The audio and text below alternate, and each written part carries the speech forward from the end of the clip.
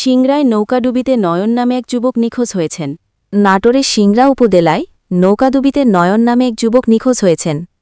শুক্রবার বিকাল ৪টায় উপজেলার কলম ইউনিয়নের নূরপুর ফুটবল খেলা দেখতে গিয়ে নৌকা পারাপারের সময় নৌকাতে বেশি লোক তোলায় মাঝ নদীতে নৌকাডুবির ঘটনা ঘটে।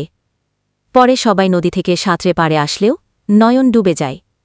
তাকে উদ্ধারের জন্য রাজশাহীর একটি ডুবুরি দল কাজ করছে। নিখোঁজ নয়ন একই উপজেলার নূরপুর গ্রামের মোয়েন আলীর পুত্র।